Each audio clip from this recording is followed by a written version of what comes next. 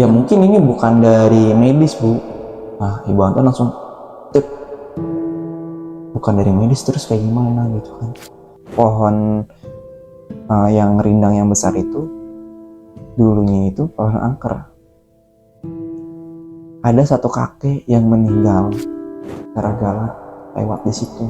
Kakek ini meninggal karena penghuni dari pohon itu minta tumbal dan berpikir bahwa Anton ini akan jadi korban, akan jadi tumbal dari pohon itu. Anton ini di alam bawah sadarnya, dan dia ini udah tahu dia matanya kondisinya lagi terpejam, kata si Anton. Kondisinya lagi terpejam, tapi dia tahu di sekeliling rumahnya itu banyak orang. Anton kaget, ada apa ini? Ada acara apa nih di rumah saya gitu kan, kata si Anton. Kok ada orang-orang pengajian gitu kan? Awas, ada dua orang pakai baju putih masuk. Assalamualaikum warahmatullahi wabarakatuh. Berjumpa lagi dengan saya Yusuf. Oke teman-teman, di video kali ini, ya ini adalah video pertama aku. Kemungkinan kedepannya insya Allah aku bakal sharing kepada teman-teman tentang sebuah kisah-kisah misteri atau sebuah kisah-kisah horor untuk kalian semua. Dan episode kali ini aku akan berikan namanya Ngandai Misteri. Ya, betul banget, kita akan bahas tentang hal-hal mistis, hal-hal horor, atau sebuah kasus yang beredar di luar sana ya. Dan video kali ini, di video pertama aku bakal membawakan sebuah kisah mistis, sebuah kisah horor. Dan aku dapatkan kisah ini dari temanku sendiri sih. Sedikit cerita yang aku sampaikan sekarang ya, sebelum masuk ke ceritanya. Dia ini pernah dibawa ke sebuah alam gaib, di sebuah alam bawah sadarnya. Terseret ke alam bawah sadar oleh sosok makhluk halus. Karena gara-gara dia main sembarangan di sebuah pohon beringin. Dan pada akhirnya ditolong oleh sosok berbaju putih. Bagaimana ceritanya? Jangan lupa untuk di like, komen, subscribe. Dan mari kita mengandai misteri bersama. Oke teman-teman, jadi teman aku ini kita sebut saja Anton. Karena dia tidak mau nih bawain namanya sendiri. Jadi aku samarkan namanya Anton. Kurang lebih umurnya 20 tahun. Nah, Anton ini dia lagi main nih sama temennya, sama teman satu kampungnya. Kebetulan aku dan Anton ini beda daerah, tapi satu sekolah. Awal mula Anton cerita ini karena lagi di jam kosong sekolah, ya dimana jam kosong ini biasa untuk dipakai untuk tidur, main HP dan lain sebagainya. Tapi Anton entah kenapa dia menceritakan sebuah kisah yang menurut dia mungkin tidak dialami oleh banyak orang. Dia pernah mengalami dibawa ke alam gaib. Anton ini bercerita bahwa ketika dia duduk di bangku sekolah dasar, sekolah SD ya, di kelas 2. Ya dimana kelas 2 SD ini dia masih bocil. Ya belum ngerti apa-apa. Ceritanya, sepulang dia sekolah, adalah temennya mampir ke rumah. Untuk apa? Untuk ngajaknya main. Nah, kebetulan sekali pada waktu itu musim namanya permainan petasan yang terbuat dari spertus. Kalian tahu kan? Ya, kalau di daerahku tuh namanya spertus. Yang terbuat dari kaleng-kaleng itu disusun, dirakit gitu kan, dan disemprot pakai spertus dan membunyikan suara yang kencang. Nah, Anton ini rumahnya dekat dengan sungai. Dan ternyata di dekat rumah Anton terdapat sungai dan perhutanan yang katanya angker. Tepatnya pada jam 12 siang, Anton disamper nih, gitu kan. Ada temennya ngajak main. Sebut saja namanya Rizky. Rizky ini pulang sekolah sama Anton, bareng sekolahnya. Rizky datang ke rumah Anton, ngajak main. Ton, Ton main yuk, gitu kan. Biasanya kayak gitu. Nah, karena Anton baru banget selesai makan, ya Ki, tunggu sebentar gitu kan, kata si Anton. Oh iya. Terus si Rizky bilang gini, Ton, kita main petasan yuk, gitu kan. Petasan Spartus. Oh gitu, ayo deh, kebetulan aku baru rakit gitu kan, kata si Anton. Nah, singkat cerita, Anton selesai makan dan si Rizky bawa petasan Spartusnya milik dia sendiri, dan Anton membawa Spartusnya milik dia sendiri. Jarak dari rumah Anton ke sungai, ya seperti perhutanan itu, nggak jauh banget. Itu dekat. Ya kurang lebih 50 meter lah rumah Anton dan sungai itu. Nah, jadi rumah Anton itu di atas dan sungai perhutanan itu di bawah. Jadi kalau misalkan dari rumah Anton mau ke sungai itu harus turun dulu. Nah, tepat jam 12 siang. Ya antara jam 12 kurang dari jam 12, Anton dan Rizky ini main ke sungai. Karena itu diajak oleh Rizky. Ton, kita main petasan Spartus di bawah sungai aja ya, gitu kan. Biar sepi, biar nggak banyak orang ganggu, gitu kan. Rizky ini ya memang bener sih, biar nggak ada orang terganggu kebisingannya karena petasan Spartus yang suaranya besar itu. Nah, Antonnya setuju-setuju aja nih karena dekat dengan rumahnya gitu kan. Akhirnya, yaudah, ayo Ki, kita ke sungai aja gitu kan, biar nggak berisik gitu kan. Datanglah ibunya Anton. Kamu mau kemana, Dek? Gitu kan, siang-siang kayak gini. Seharusnya kamu sholat duhur, malah kamu main gitu kan. Mau main kemana? Gitu. Si Anton bilang, enggak bu, main kok di dekat sini gitu kan, sama Rizky gitu kan. Nah si ibunya bilang, di dekat kemana? Ke sungai. Jangan main ke sungai, ini duhur. Ini waktu duhur, nggak baik. Seharusnya kamu sholat duhur, terus kamu main deh kemana, jangan ke sungai. Bahaya. Gitu kan. Nah si ibu Anton ini bilang, kalau misalkan di waktu duhur ini jangan main gitu kan. Jangan main di waktu duhur, siang-siang bolong gitu kan, harusnya sholat duhur. Terus kata ibunya Anton, jangan main di waktu duhur karena banyak ular, katanya, di sungai, karena itu kayak perhutanan kayak gitu. Nah, Anton ini ngeyel karena terdoktrin oleh Rizky. Sebenarnya nggak mau diceritain ya, cuman ya daripada kalian nanya gitu ya. Jadi bapaknya Anton ini sama ibunya Anton ini udah pisah gitu. Semenjak dia masih sekolah kober, sekolah TK lah, jadi udah pisah gitu ya.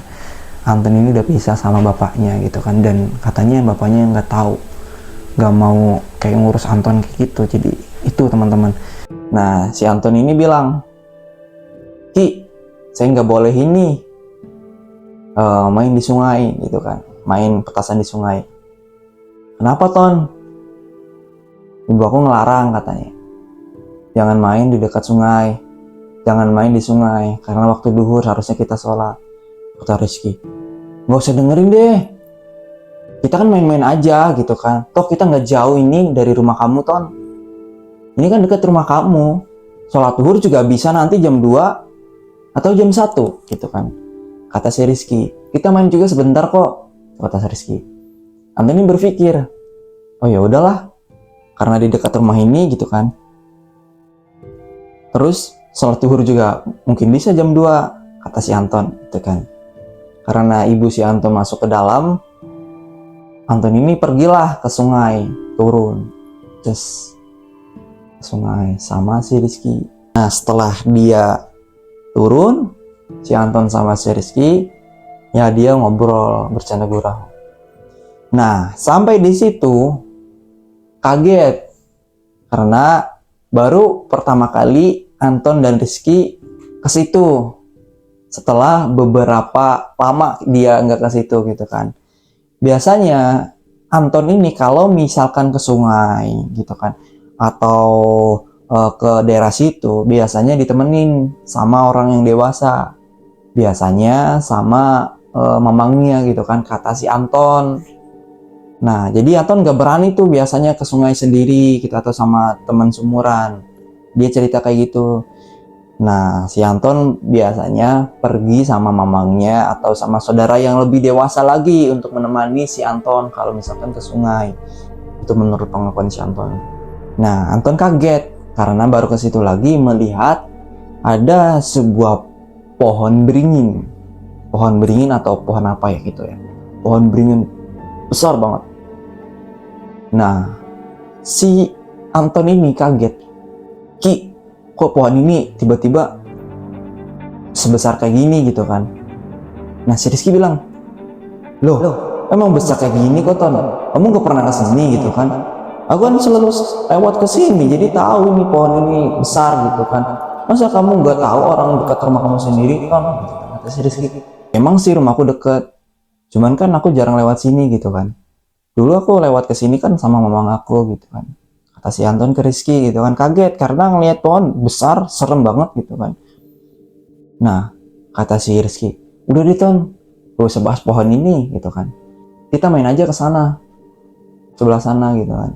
Di sungai, deket banget pas sungai. Nah, di sungai itu ada pohon bambu. Disitulah letak dimana Rizky dan Anton bermain petasan. Nah, di siang bolong, tiba-tiba gerimis.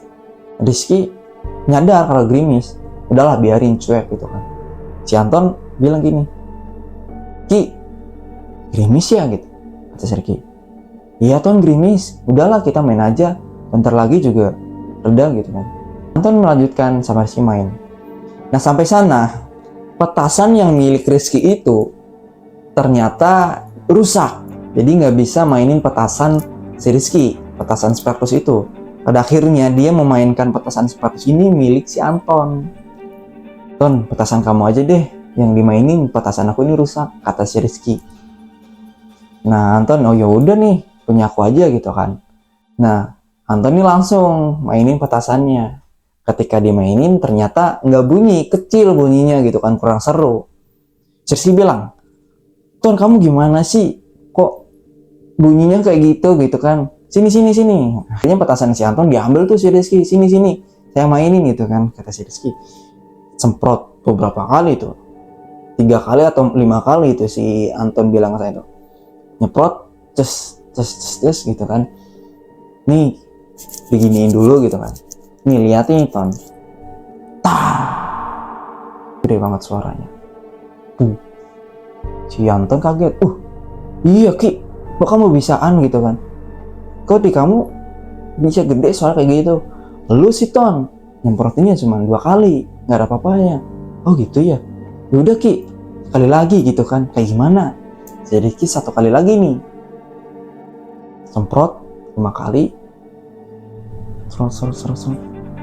Bunyi lagi. Tar! Dan itu tepat di dekat pohon bambu. Akhirnya Anton nyoba 5 kali semprotan, semprot 1, 2, 3, 4. Tetap nggak bunyi kencang. Lu gimana sih Ton? Main petasan kayak gitu aja susah. Main petasan itu aja nggak becus.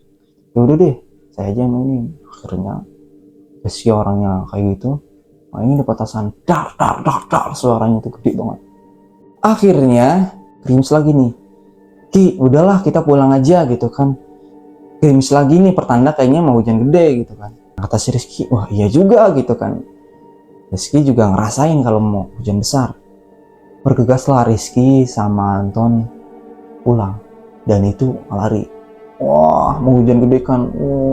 Dia ngelewati pohon pepisangan. Dia ngelewati pohon besar itu. Yang angker itu. Dia lewati, naik ke atas. Ketika naik di atas, Rizky sama Anton bingung. Lah, kok nggak hujan? Bingung dia. Karena waktu di bawah, hujan udah mulai besar. Ya, penyebab dia lari karena hujan mau besar. Sampai di atas, sampai di rumah Anton, tidak hujan sedikit pun, bahkan tidak gerimis. Rizky ini kepo, ini kok sampai atas nggak hujan? Masa ya di bawah hujan, di atas enggak gitu kan? Si Rizky nanya nih sama orang yang ada di situ, Bu, tadi hujan nggak, gerimis nggak? Nah, kebetulan ada ibu situ, ibunya menjawab, enggak deh, nggak hujan, nggak gerimis juga, orang terang-terang gitu kan. Orang panas kayak gini kok hujan. Nah, si Anton bilang gini, oh mungkin firasat kita aja Ki ya yang kayak gitu kan, tapi kok ada gitu, tapi kok bisa kita di bawah hujan gede, di atas enggak, kata si Anton. Terus si bilang, ya udah Ton, gak usah dipermasalahin lah, mungkin kita pulang aja deh gitu kan, mungkin kita nggak boleh main di situ, kata Rizky. Nah, si Rizky ini ini kayak ada keganjilan apa gitu kan. Terus ini kayak ngerasa peka, kok ada yang aneh gitu kan. Si Anton ini nggak ada rasa anehan apa, mungkin ya itu hal-hal yang mungkin ya udahlah dilupain gitu kan Anton. Akhirnya Anton pulang. Ton, habis kemana? Ditanyain lah sama si ibu Anton. Si Anton ini bilang, enggak Bu, enggak sedang mana gitu kan, cuma main petasan doang di dekat rumah, kata si Anton bilang begitu ke ibu. Anton nggak bilang kalau habis main di sungai, di hutan-hutan kayak itu. Ya udahlah, setelah itu beres-beres semua, siang berganti malam, Anton langsung deh tuh badannya panas, menggigil. Nah, singkat cerita, Anton badannya panas, sakit gitu kan. Si Rizky tidak tahu kalau misalkan Anton kondisinya kayak gitu. Satu hari Anton kayak gitu. Satu hari itu Anton nggak bisa bangun dari tidurnya. Malam itu badannya mulai panas, mulai meriah gitu kan. Ibu si Anton ini mungkin menyangka bahwa ini adalah sebuah sakit biasa gitu. Ini sakit-sakit pada umumnya gitu kan, badan panas menggigil itu di malam hari. Nah, setelah pagi ibu Anton ini kaget. Anton dibangun-bangunin nggak bangun-bangun. Ton, bangun gitu kan, sarapan, sekolah gitu kan, nggak bangun si Anton, tapi napasnya tetap ada gitu kan. Kaget lah si Anton ini, kan kenapa Anton kayak gini gitu kan, dibangunin nggak bangun-bangun gitu kan. Nah, menurut si Anton ini dengar ibunya bilang apa, tapi dia nggak bisa ngomong gitu kan. Anton ini dengar ibunya bilang, Ton, bangun Ton, Ton, bangun Ton. Ketika itu Anton ini nggak bisa apa-apa, tangan lemas, kaki lemas, bisa mendengar apa yang ada di sekitarnya itu bisa didengar gitu kan. Bahkan makan minum pun masih bisa, ya masih bernapas juga gitu kan. Karena hal itu ibu Anton panik nih, panggil dokter.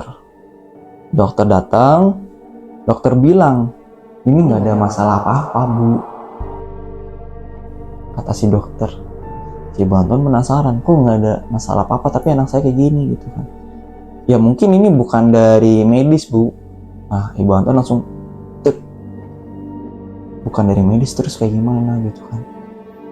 Akhirnya saran dari dokter itu, karena anak ibu si Anton ini masih bisa makan dan minum, lebih baik ibu suapin deh si Anton. Takutnya kenapa-napa kalau tidak makan atau tidak minum, menurut si dokter. Jadi si dokter nyaranilah ini tuh, akhirnya bisa deh Anton ini bisa makan, bisa minum, tapi dengan mata tertutup. Dia makannya bubur, kata ibunya gitu kan. Dia makannya bubur, minum, dia makan minum masih bisa gitu kan, masih bisa seperti biasanya gitu kan. Hari kedua, Rizky ini kaget, kok Anton gak masuk sekolah gitu kan, kenapa? Karena si Rizky ini kaget, kok Anton nih gak berangkat, kenapa gitu, ada apa gitu. Rizky ini biasa main nih ke rumah Anton, Ton. Datanglah Rizky, ada ibunya Anton. Bu, Antonnya kemana Bu? Kok gak berangkat sekolah, kenapa? Antonnya sakit kah? Si Rizky bilang gini, sini Ki, main ke dalam gitu kan. Mainlah Rizky ke dalam rumahnya si Anton. Di dalam itu ibunya Anton nanya, Ki, sebenarnya kamu kemarin-kemarin abis main petasan itu di mana gitu kan? Kata ibunya si Anton ini, si Rizky bilang gini, iya bu, sebenarnya saya sama Anton ini main petasan Spartus itu di jam 12 siang itu. Saya sama Anton main di sungai, di bawah, di sungai hutan-hutan kayak itu. Ibu Anton langsung kaget setelah Rizky bilang kayak gitu. Berarti kamu sama Anton main petasan Spartus di siang bolong waktu itu di bawah, di sungai, di hutan-hutan itu. Rizky diam, merasa salah. Ya bu, saya main sama Anton main petasan Spartus di situ. Kaget lah. Ibu kan udah ngelarang Anton buat main di situ. Kenapa tetap main di situ? Iya bu, Anton tadi bilang kayak gitu ke Rizky. Tapi kata Rizky ya udah deket ini kok. Setelah Rizky bincang-bincang kayak gitu, ceritanya dari awal sampai akhir. Tapi ibunya Anton juga nggak nyalain Rizky gitu kan, namanya anak juga bocil gitu. Namanya juga bocil gitu kan, susah kadang dibilangin. Akhirnya dapat ceritaan dari Rizky, tahu nih Anton bisa kayak gini sebelumnya ngapain gitu kan. Selang 3 hari, tepatnya 3 hari 3 malam, penasaran katanya Anton nggak bisa bangun gitu kan. Datanglah. Nah, saudara dari suaminya ibunya Anton ini sebut saja Pak Jaki. Pak Jaki ini bilang, Bu, Anton bener nggak bisa bangun gitu kan selama 2 hari ini gitu kan. Iya Pak, nggak bisa bangun gitu kan kayak gini kondisinya. Dan Pak Jaki ini minta cerita deh, awalnya Anton ini bisa kayak gini kenapa gitu kan. Karena udah dapat cerita dari Rizky, ibunya Anton ini ceritalah, Anton sebelum kayak gini tuh main ke sungai waktu pulang sekolah duhur gitu kan, main petasan Spartus di sungai hutan itu. Ya pokoknya cerita dari Rizky disampaikan lah Pak Jaki, bla bla bla bla panjang gitu kan. Nah Pak Jaki ini langsung ngeh gitu ya, ngeh gitu, maksudnya langsung connect gitu kan. Oh gitu ya, ini segala macam. Pak Jaki ini karena dulunya pernah tinggal di situ, katakan sebelum dia menikah, dia pernah tinggal di situ, tahu pohon yang ada di bawah, pohon yang ada di sungai hutan itu. Karena setelah menikah nggak tinggal di situ. Akhirnya Pak Jaki ini bilang, Bu, seharusnya ibu ini melarang Anton buat main ke situ. Kenapa Pak? Gitu kan. Nanya dulu nih Bu Anton ke Pak Jaki. Karena katanya pohon itu angker. Udah menghilangkan satu nyawa orang, seorang kakek-kakek. Kaget lah. Seserem itu ya ternyata gitu kan. Kata Ibu Anton. Bu Anton bilang, sebenarnya saya tuh udah ngelarang anak saya buat main ke situ, tidak boleh main di situ. Karena saya tahu katanya di situ tuh angker segala macem gitu kan. Ibu, saya ini udah ngelarang tapi Anton mungkin maksa. Pak Jaki bilang, oh gitu, ternyata Anton maksa ya. Ibu udah ngelarang. Ketika udah ngobrol lah sama ibunya Anton, Pak Jaki ini berpikir, jangan sampai Anton menjadi korban selanjutnya dari kakek-kakek yang sebelumnya meninggal karena penghuni di situ. Nah, Pak Jaki ini ceritalah ke ibunya Anton. Katanya dulunya ini pohon ini sudah rindang kayak gini dan angker. Di situ ada sosok penghuni yang usianya udah tua banget. Dan di samping pohon itu ada pohon bambu. Ceritalah Pak Jaki ke ibu. Oh iya betul. Di pohon itu ada sampingnya ada pohon bambu. Lebat pula. Nah, Pak Jaki ini bilang, iya Bu. Orang katanya dulunya itu pohon yang rindang yang besar itu dulunya itu pohon angker. Ada satu kakek yang meninggal gara-gara lewat di situ. Kakek ini meninggal karena penghuni dari pohon itu minta tumbal. tumbal dari pohon itu. Ibu Anton ini kaget dan sedih sih, dan berpikir bahwa Anton ini akan jadi korban, akan jadi tumbal dari pohon itu. Sedihlah Ibu Anton. Pak Jaki, jangan sampai ya Anton jadi korban selanjutnya dari pohon itu. Pak Jaki juga masih cemas dan khawatir, takutnya Anton jadi korban seperti kakek yang meninggal di situ. Akhirnya Pak Jaki kebetulan dia punya kenalan Ustadz, yang mana Ustadz itu sering banget nih ruqyah gitu kan, ibaratnya paham ruqyah lah. Telepon lah dari jarak jauh, katanya nggak bisa datang gitu kan, karena lagi di luar kota. Pak Jaki ini langsung izin ke ibunya Anton, Bu, boleh nggak saya punya kenalan nih Ustadz, dia ini biasa ngeruqyah gitu segala macem gitu kan, siapa tahu wasilah dari Ustadz itu Anton ini bisa sembuh gitu kan, bisa berdoa bareng gitu kan. Nah akhirnya setujulah Ibu Anton untuk telepon Ustadz itu. Setelah itu Pak Jaki ini nelpon ke Ustadznya, sama Ustadznya nggak diangkat, nggak ada jawaban. Nah Pak Jaki ini bilang, mungkin lagi sibuk Bu Ustadznya, mungkin besok aja deh kita sekalian ngundang keluarga kita untuk berdoa bersama di sini gitu kan. Itu inisiatif dari Pak Jaki, dan Ibu Anton ini menerimalah saran dari Pak Jaki. Oh gitu ya Pak, ya udah deh kita doa bareng-bareng gitu kan di sini sama keluarga.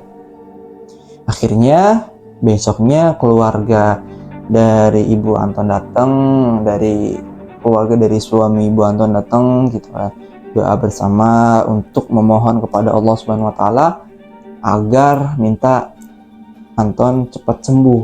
Ya, setelah udah ngobrol dan udah kumpul loh besoknya gitu kan, udah ngaji bareng-bareng gitu ya, Ustadznya nggak bisa datang juga gitu kan. Akhirnya lewat telepon aja Pak, itu kata Ibu Anton. Nggak apa-apa, nggak bisa datang juga, yang penting kita udah datang sini, keluarga udah datang, udah ngaji bareng gitu ya, kita tinggal doa bersama Ustadz, nggak apa-apa deh lewat telepon saja gitu kan. Doa pun lewat telepon juga kalau misalkan Allah ngeijabah pasti diijabah, itu kata Ibu Anton. Hasil ya Pak Jaki telepon Ustadznya, Assalamualaikum Pak Ustadz gitu kan, ngobrol segala macam, ceritain kronologinya kayak gimana, awalnya kayak gimana Pak Jaki gitu kan, cerita ke Ustadz. Singkat cerita, udah ngobrol panjang lebar, langsung deh Ustadznya kasih nasihat ke ibunya, terus ke Pak Jaki gitu kan, dan terus dilanjut dengan doa. Akhirnya setelah dari doa itu Ustadz langsung nyaranin nih, ada enggak gitu kan, daun apa ya, lupa saya itu kata si Anton itu. Jadi kayak ada daun gitu ya yang dari Ustadz gitu suruh ambil, dan kebetulan ada dari sekeliling rumah si Anton ini daunnya itu ada ya, mungkin daun singkong ya kalau nggak salah ya. Ambillah Pak Jaki ini ke dekat rumah ada daun singkong, ambil beberapa daun singkong. Nah si daun itu ditumbuk segala macam, dikasih air, dan air itu didoain deh sama Pak Ustadz lagi gitu kan. Setelah ngedoain Anton biar Allah angkat musibahnya gitu, angkat sakitnya gitu kan, Ustadz ini ngedoain juga. Setelah daunnya itu ditumbuk-tumbukin, dikasih airnya didoain lagi sama Ustadz itu. Langsung deh Ustadz itu saranin, coba jadi si Anton ini dikasih daun singkong, diusapin gitu kan, kata si Anton nih, diusapin seluruh badan, semuanya diusapin. Nah setelah diusapin semuanya pakai dedaunan dan habis diudahin dari Pak Ustadz itu, Anton ini di alam bawah sadarnya, dan dia ini udah tahu dia matanya kondisinya lagi terpejam, kata si Anton. Kondisinya lagi terpejam, tapi dia tahu di sekeliling rumahnya itu banyak orang. Anton kaget, ada apa ini? ada acara apa nih di rumah saya gitu kan, kata si Anton. Ada saudara-saudara yang datang, ada acara apa, siapa yang meninggal, ada acara apa gitu kan. Anton kaget.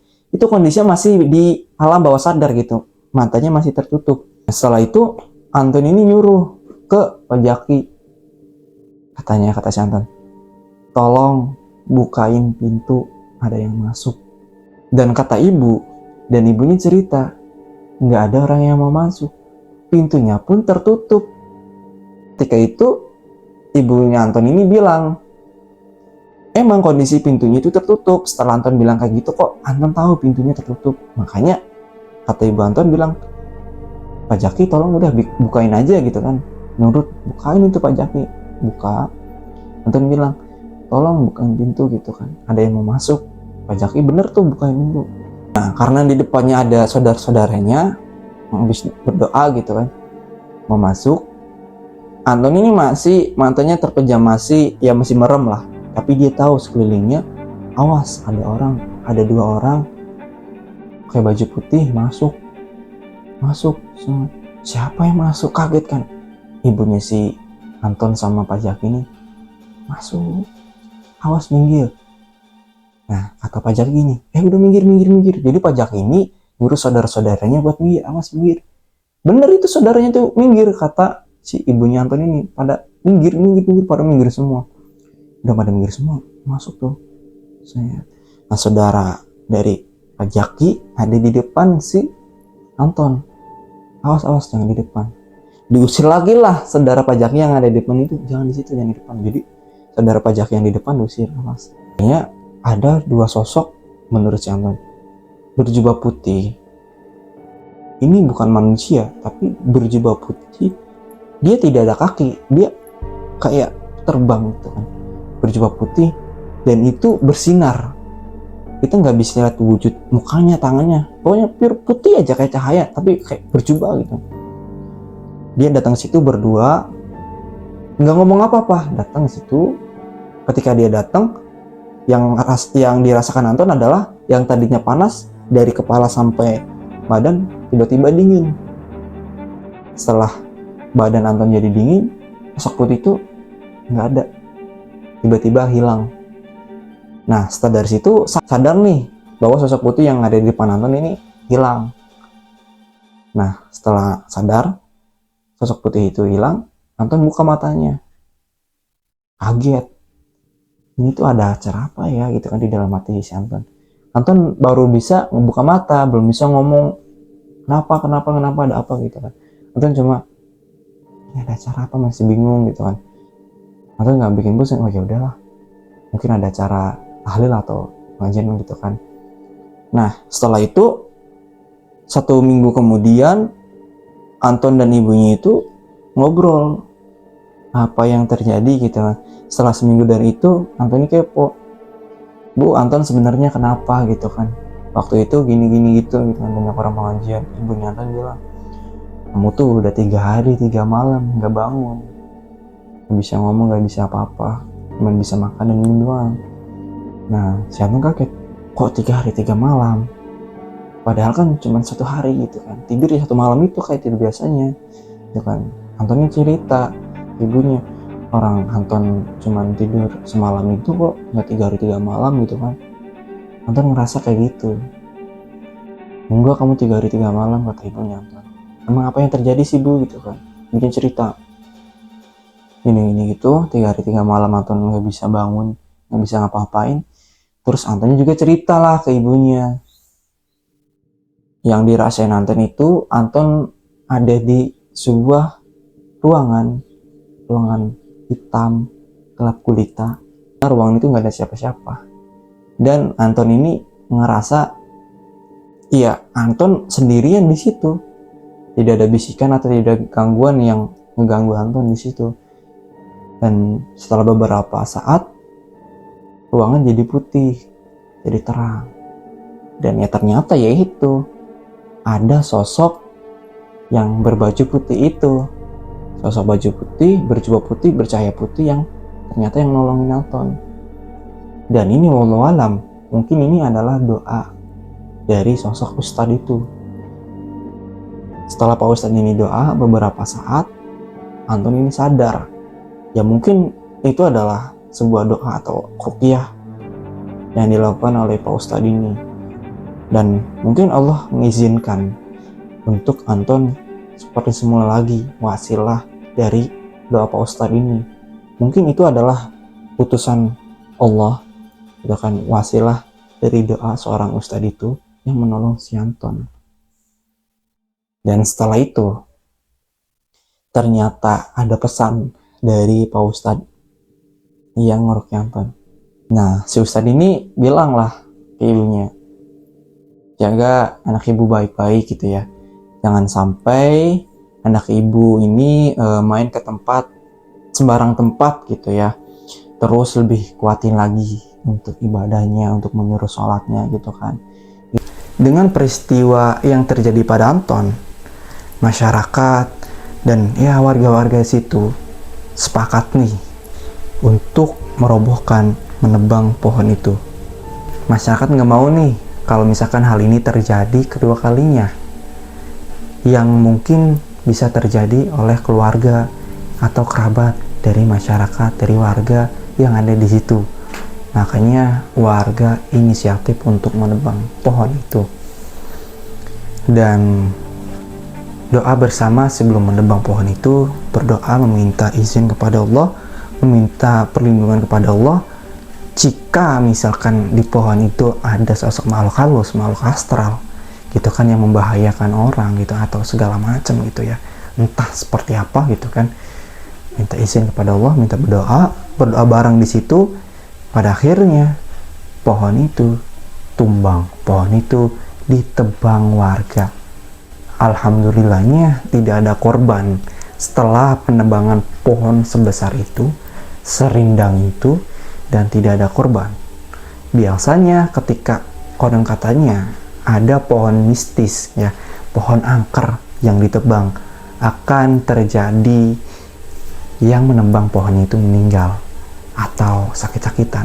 Tapi alhamdulillah atas izin Allah, pohon itu ditebang dan limbas. Tidak ada sisa sedikit pun dan tidak ada korban jiwa sampai detik ini. Itu cerita dari Anton. Menurut kalian bagaimana? Apakah benar ada sebuah pohon yang katanya angker yang bisa menewaskan orang? Coba deh, apakah ada? Ya mungkin di luar sana mungkin ada, atau ya Allah alam gitu kan, kita nggak tahu ya teman-teman. Jadi cerita yang didapat dari Anton ini beberapa tahun silam, pelajaran yang bisa diambil adalah ketika kita punya anak atau saudara kita, punya adik kita yang masih yang berusia ya belum bisa ya menjaga dirinya baik-baik, tolong diarahkan dengan yang benar gitu ya. Bermain boleh, tapi lihatlah bermain apa dulu nih, membahayakan atau tidak gitu kan. Membahayakan untuk dirinya sendiri atau orang lain tidak nih. Jadi seperti itu, kita sebagai orang tua, sebagai orang dewasa, kita harus bisa menjaga anak-anak kita, menjaga adik-adik kita gitu ya teman-teman. Itu teman-teman, buat kalian yang punya cerita horor, cerita mistis atau sebuah kasus, silakan tulis di kolom komentar di bawah ini, atau kalian bisa diam aja di Instagram aku ya, untuk berbagi sebuah kisah untuk mengandai misteri. Oke, terima kasih buat kalian yang sudah mendengarkan kisah dari Anton ini, sebuah cerita dari Anton ini. Jangan lupa untuk dukung dan support terus channel ini dengan cara like, comment, dan subscribe. Dan jangan lupa untuk share juga ke seluruh sosial media kalian agar saya semangat lagi untuk bikin konten dan menghibur kalian di konsep mengenai misteri. Oke, terima kasih. Sampai jumpa di next episode. Assalamualaikum warahmatullahi wabarakatuh.